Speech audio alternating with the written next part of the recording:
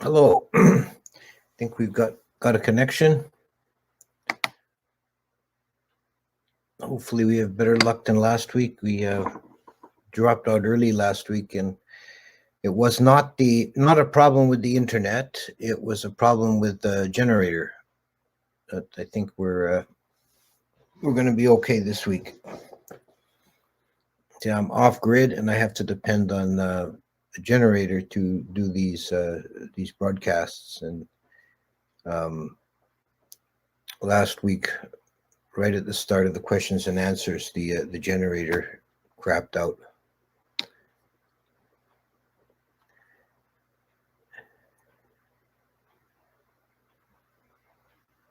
Okay, so less than a minute to go until the proper start time.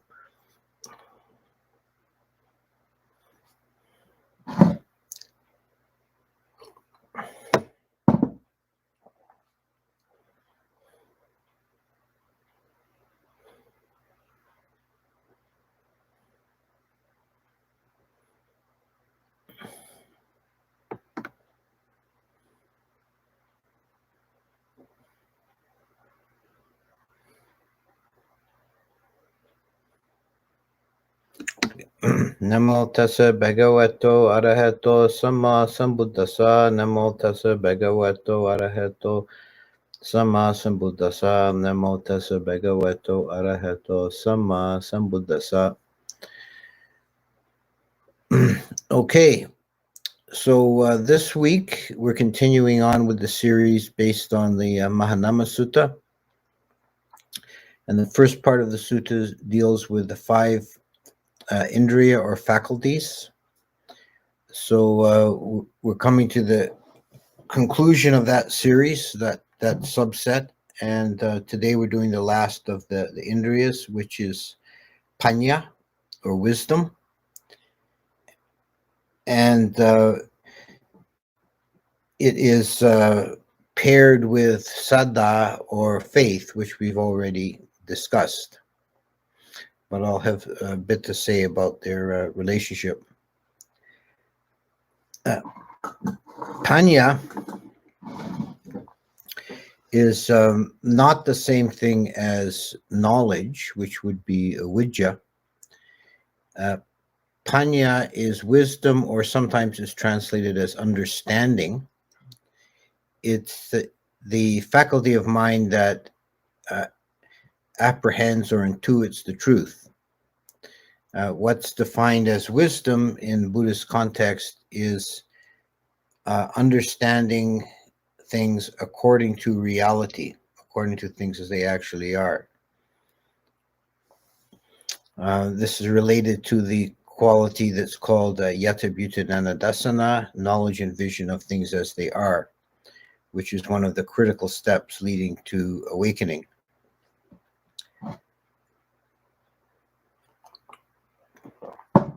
Wisdom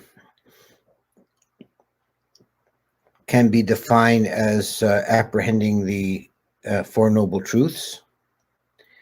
It can also be defined as apprehending the 3 characteristics. And that probably in a practical meditative context, that's probably the aspect of wisdom that is most relevant. It's seeing the arising dhammas as being dukkha, that is imperfect, unsatisfactory, suffering, prone to breaking up, and impermanent, anicca, the effervescent nature of reality, that nothing abides even for an instant. And probably most critical is to see emptiness, anatta, or not self, or sunya, emptiness.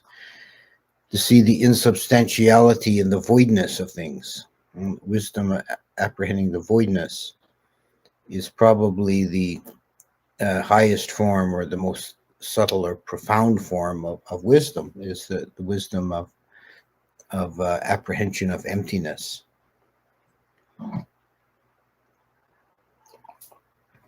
When we perceive things otherwise than according to the three characteristics, if we perceive things as being inherently perfect or pleasurable, or if we perceive them as permanent or stable, or as substantial, of having a self-essence, then this is the opposite of wisdom, and it's called the vipalasas, or the hallucinations, literally the crooked view or perversion of view. And this is said to be Mara's trap. When we see things improperly, and we apprehend not with wisdom, then we're continually trapped in samsara. This is the ongoing process. So the work is always to try and see things according to reality as they actually are. And this is methodically or formally done in vipassana practice, but it's something that we should be striving to encourage at all times, to foster the growth of wisdom that we're which in a sense it's a kind of self-honesty, being honest and courageous enough to face the nature of reality without sugarcoating it or disguising it, to be face reality head on, which when it's first apprehended can be difficult or painful to see that your illusions have been stripped away and things are impermanent, suffering, and not self or empty. But in the end, it's extremely liberating. And we should strive to guide our behavior, our speech, and our thought patterns with wisdom, to be informed by wisdom, and not succumb to delusion or foolishness.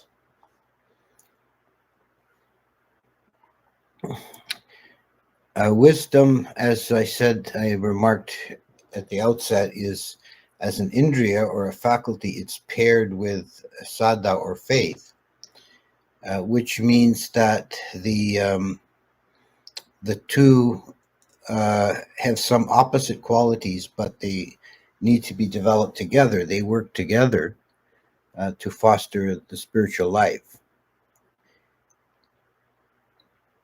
If one has a lot of faith but no wisdom, then this tends the person to be prone to magical thinking and superstition, empty ritualism. But if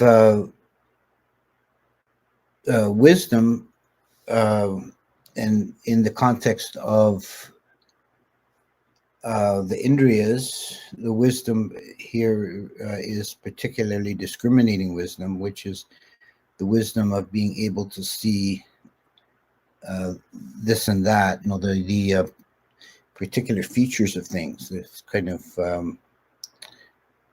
being able to discriminate between different types of the different khandhas, the different sense bases, and so on.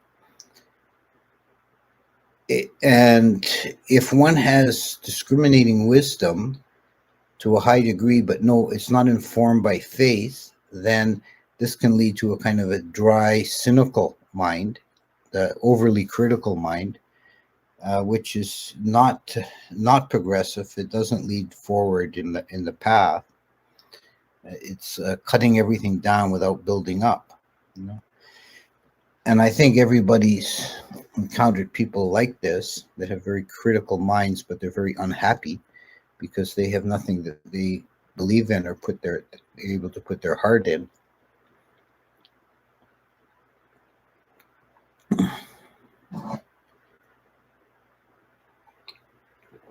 So this touches also on different aspects of wisdom.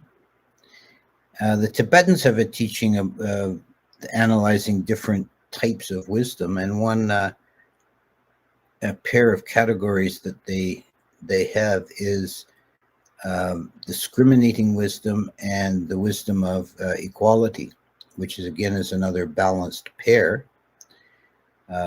The wisdom of equality, or the equalizing wisdom, is the wisdom that sees the fundamental similarity in dhammas, which again is penetrating the three characteristics. Every dhamma of any sort is going to be empty, impermanent, and dukkha. But the discriminating wisdom is able to particularize the different dhammas and to see this is a sense impression, this is a feeling, this is a thought form, and so on. And for a full understanding, both aspects are needed. There are some aspects in which dhammas differ and some aspects in which they are the same.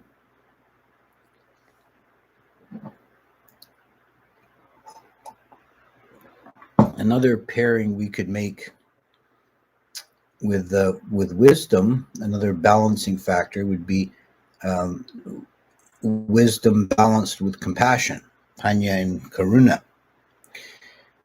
These two are said to be the supreme qualities of a Buddha. And they also need to be informed by one another. Compassion is the earnest wish that beings not suffer, and it can be a motivating force for action. But then if that action is not informed by wisdom, it can often do more harm than good. One needs to have wisdom to understand, first of all, is any action at this time possible that could be useful? And if so, what is the most skillful form of action? But wisdom without compassion is very cold-hearted and dry, and doesn't actually does not advance the person spiritually. The two have to be in balance. So wisdom needs to be balanced with faith and with compassion, and the different aspects of wisdom, the differentiating wisdom and the equalizing wisdom, need to be balanced. When wisdom is present, when it's strong, then it leads forward on the path. It leads to a deep renunciation and a movement out of samsara, a relinquishment. This is the sequence: yati bhutananadasana, knowledge and vision of things as they are, leading to nibbida or disenchantment, leading to viraga, dispassion, leading to nirodha, cessation, and then vimutti, liberation. This is the particular sequence that leads out of samsara. And it comes, it is only possible with a development of wisdom, so that you can see things as they actually are, not as you wish them to be, or not as you theoretically think they are, And this is a tricky, perhaps this is another balancing factor we could mention, is wisdom and knowledge, because there's always the danger in the spiritual path of mistaking the recipe for the meal, or mistaking in the Zen story about the monk points out the moon to somebody, and the other person focuses on his finger instead of the moon. There's a danger of having a lot of knowledge, having theoretical constructs, having studied a lot, and having the framework memorized, that one can mistake actual reality for these mental constructs. Uh, the proper seeing with clear seeing, which is what Vipassana means, the proper clear seeing is seeing the actual reality as it actually is, not to impose theoretical constructs on it. Then you're dealing with mental formations, and that becomes, well, that can become an object of consciousness as well. But you should always be striving to experience the actual bedrock of reality, the actual experience as it is, and let the qualities like the three characteristics express themselves, not impose them on as an intellectual construct. That's not wisdom, that's an inappropriate application of knowledge.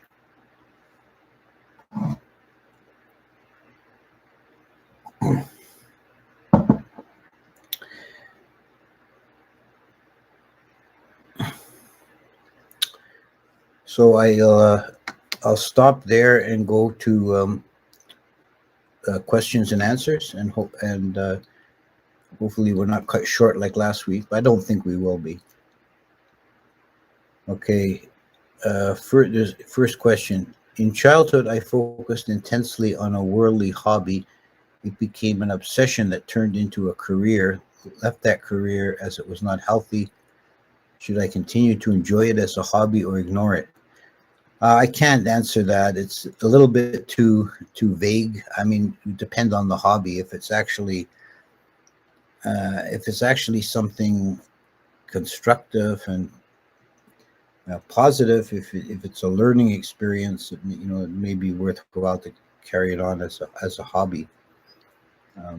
It would depend. I guess the short answer would be depend on the actual nature of the activity. What's the difference between avidya and paññā? Well, avidya is ignorance, so it's definitely not. Vidya, a in Pali is always a negative prefix. Vidya is knowledge, and avidya is not knowledge or ignorance. Avidya, what is avidya in the context of avidya paccaya sankhara? That's a phrase from the dependent origination.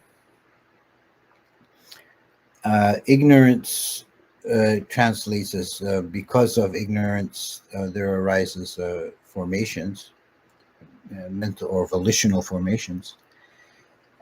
This is the first two nadanas or stages in the dependent origination, and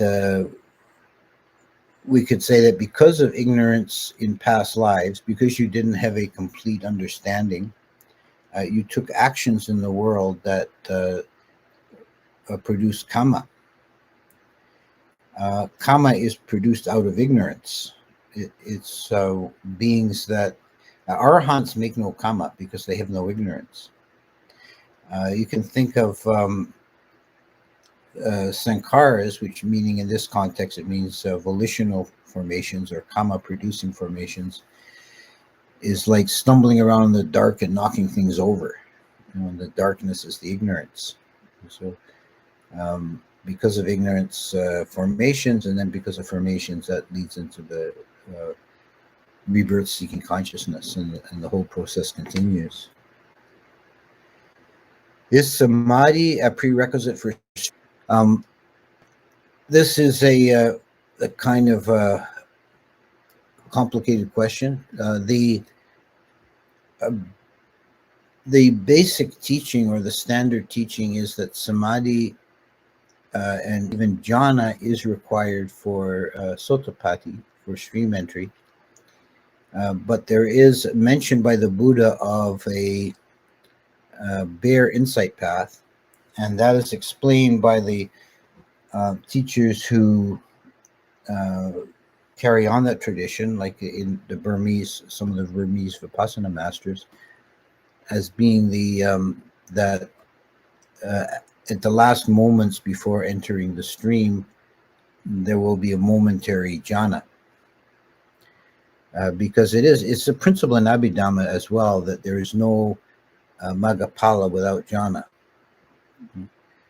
and search, and then doing investigation. Samadhi is certainly, as a quality, is certainly necessary, whether it's to the degree of jhana or not. For effective vipassana can be done is the controversy, but samadhi is definitely required to whatever degree you can manage to develop your stillness, your samadhi, which we talked about last week. Then your insight will be better, will be easier and deeper. Okay, I gotta scroll up here.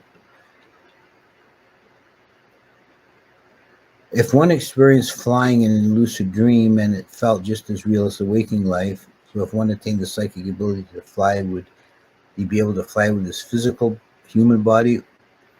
Or would it be more like he would go into deep meditation to fly, similar to flying in lucid dreams?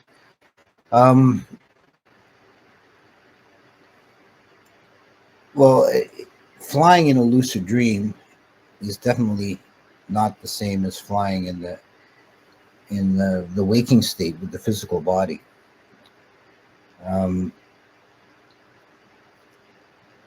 The development of psychic powers is generally considered to be a sort of a waste of time, a side trip. It's not something one ought to be really vigorously pursuing.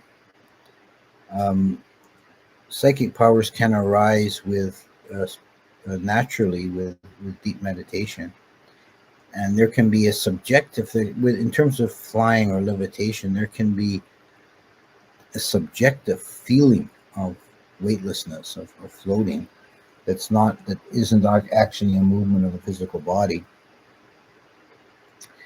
But I wouldn't rule out that some yogis have managed to actually physically levitate. Can wisdom arise without samadhi, i.e. for householders who do not meditate? There can be a degree of wisdom arise just from life experience.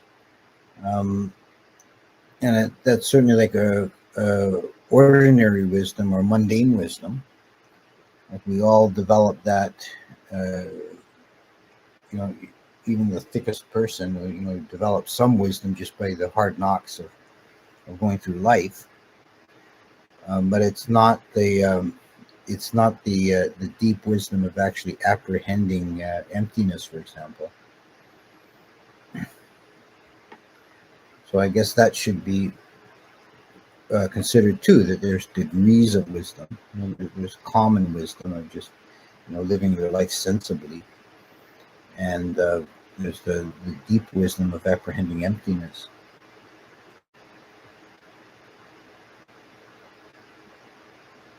Can wisdom be likened to seeing and having knowledge that goes beyond the five senses? What I mean is that able to see other realms of existence, etc. No, that's not particularly wisdom. That's psychic power of the Deva Chakra, the divine eye. And that's not necessarily wisdom. One can have psychic powers without a great degree of wisdom, which we see the case of Devadatta, for example. I find it a struggle to keep Vipassana days when I'm at work. It's even harder on the weekend when I just want to relax. How can I practice Vipassana properly? So you find it difficult at work, you find it difficult on the weekend. Well, if it's difficult, it's more value to it. It is a really good practice for a lay person to take the Vipassana vows for on the moon days.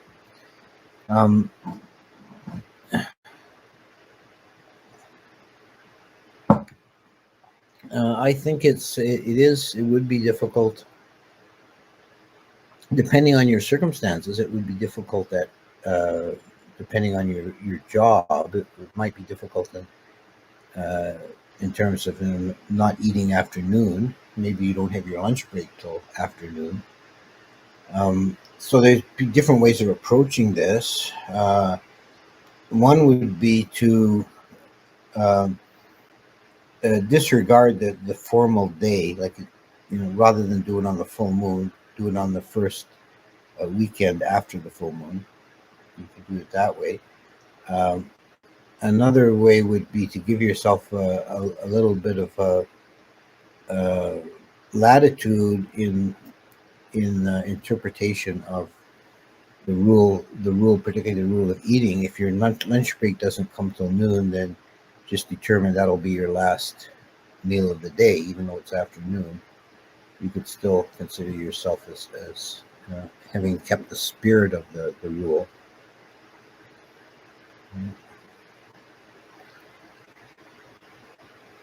Are there any particularly helpful practice you advise lay people to take up for Vasa?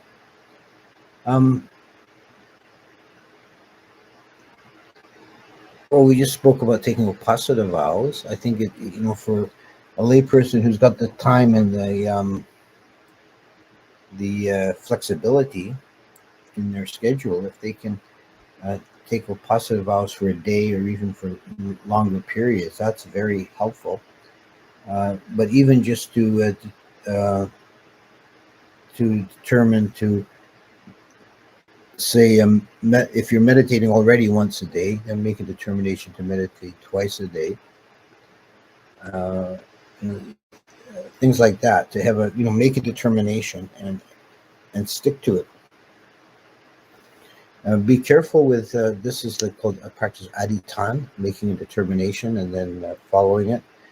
But one should be careful with that, not to make an aditan lightly, because it sets you back if you make a determination and then break it. So only make a determination that you are sure you'll be able to keep. Would it be possible to gain jhana when you were too young to remember, or near-death experience at a very young age? Yes, yeah. Young children often have spontaneous spiritual experiences. The Buddha himself, he recounts having entered jhana as a young boy under the rose apple tree, watching his father plowing the field. So these things are possible. I think children have not yet, very young children have not yet complicated their minds as much as later. That they're coming out as very pure state, very clean slate, and it's possible they can have quite profound spiritual experiences, and not be able to integrate them or understand them, and can even be forgotten in later life. Regarding Vipassana, recently I heard for the first time about Kalapas as the reality of Namarupa. Is this orthodox Theravada teaching? Well, it's in the Theravada tradition. It's not from the original text. The atomic theory with Kalapas comes from Abhidhamma commentaries. So it's a development of the later, but it's in the main line of the tradition. So whether you count that as orthodox or not would depend on your definition. If we are conditioned to know an 8-sided red metal piece to be a stop sign, for example, that we stop at, is there any way to unsee this? Not really. You can't. It's not really accessible to us to volitionally turn off the process of sanya. We can experience a moment without sanya sometimes. When a good example is when you first wake up in the morning, and this is an experience that you may have had if you're traveling and you wake up in a strange room, somebody's house you're visiting, or a motel, hotel, or, you wake up in a strange place, and there's it's kind of dark, but not totally dark in the room. It's like half light, and for a moment you just see shapes. If you're relaxed enough, there may be this kind of moment when you're just perceiving shapes, but not objects. You're not able to see. That's a nightstand. That's a lamp. That's a door. You just see rectangular and circular shapes in the dark, and usually that's only a few moments. But that would be consciousness without sanya. But I don't think it's really possible to volitionally turn off that sanya of seeing a red rectangle with STOP on it as a stop sign. Bhante, some monks say it's bad karma to be reborn as a woman. Is this true? I don't know. I don't know if I'd say that. I mean, it's definitely karmically determined what your birth state is.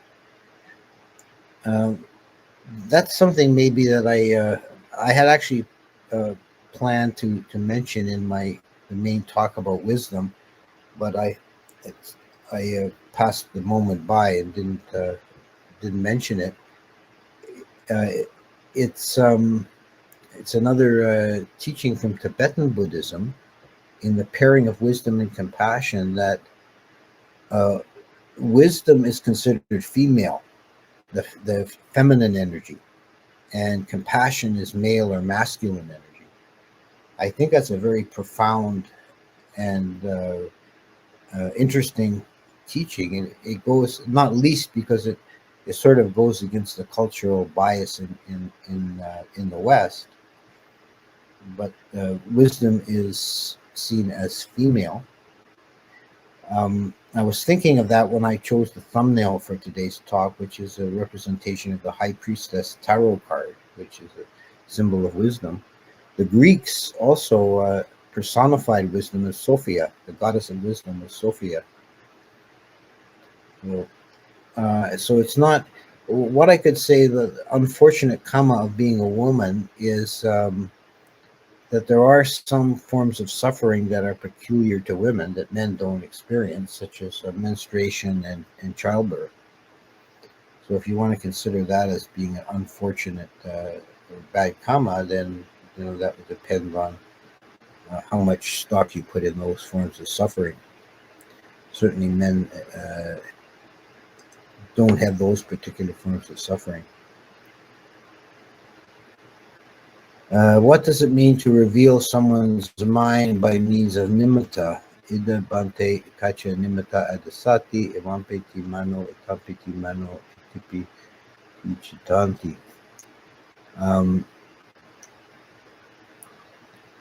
So here one sees this by way of nimitta, that this is the mind. This is your mind. This is your consciousness.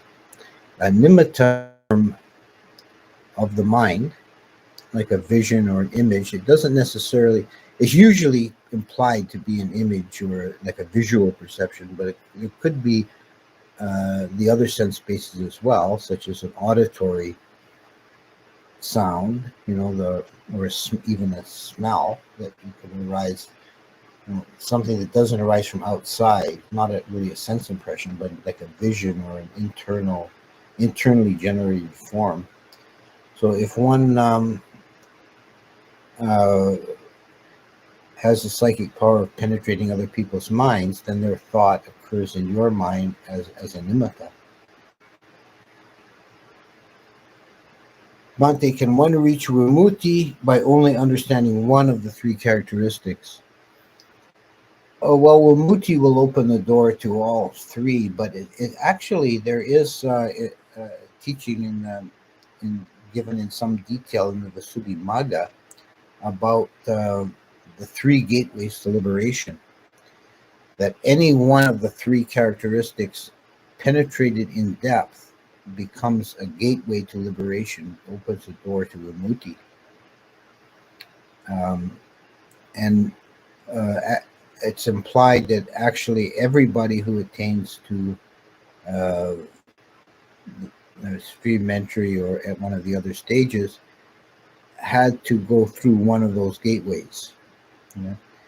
So someone who attains through the quality of dukkha is said to be a body witness, because dukkha is most evident in the body. Going through the gateway of impermanence is said to be the signless liberation, the animata liberation. And through the gateway of not self is the void liberation. Next question. What do you think about the concept nature of mind? Could this properly be used to describe wisdom? I'm not sure what you mean by that question. Maybe you could clarify. I don't know what you mean by what context you're using nature of mind. Is there anything to lunar cycles, though? It seems incredible that the Buddha's birth, enlightenment, and death all occurred by chance during full moons. Well, it is a very strong tradition in India, pre-Buddhist, to have the spiritual life centered around the moon cycles. It's one way of being in harmony with the natural cycles, is to be present with the moon. It's also, symbolic of the mind, the changing face of the moon. It's like the shifting change of the mind.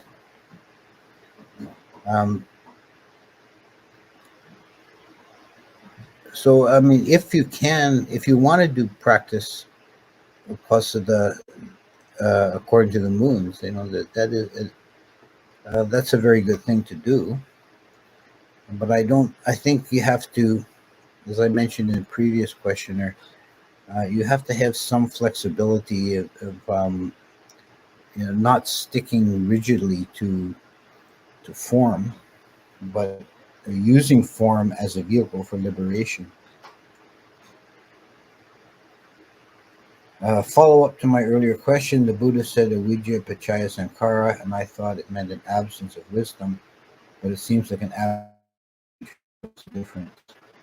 Well, it's both. Avijja is literally it's an absence of knowledge, but it really implies an absence of wisdom as well, and a complete emptiness of or darkness of not seen.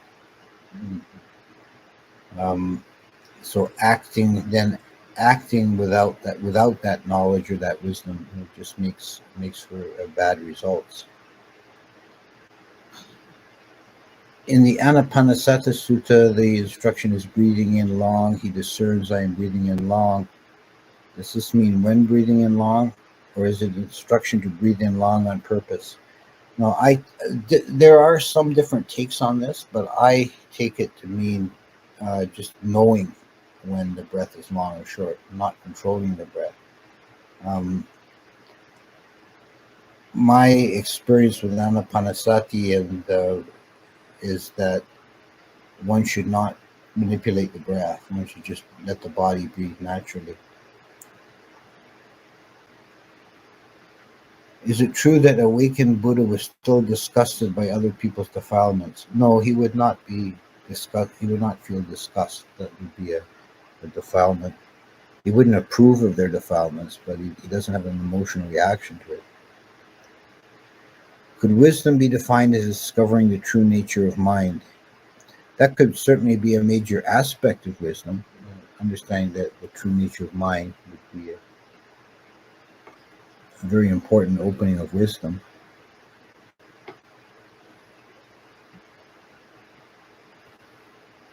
Okay, so we got through quite a few.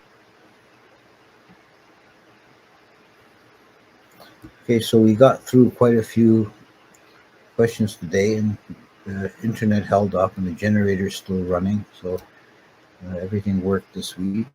Let's see, but maybe here's one more question. Is karma amplified during Oposa days? The Buddha mentions earthly kings' pleasures are not a 16th of heavenly pleasures, so observe Uposada. No, I don't think that's really the meaning of that passage. It's just that the pleasures of the devas are so much beyond our own experience, and keeping the opposite vows is one way of reaching the deva realms. I'm somewhat confused now. Are vidya and paññā distinct? Yeah, they are, and I mentioned that vidya is knowledge, and paññā is wisdom. So vidya is having a structure that a mental structure to organize reality, but paññā is deeper, is more profound, is understanding reality as it is directly or intuitively.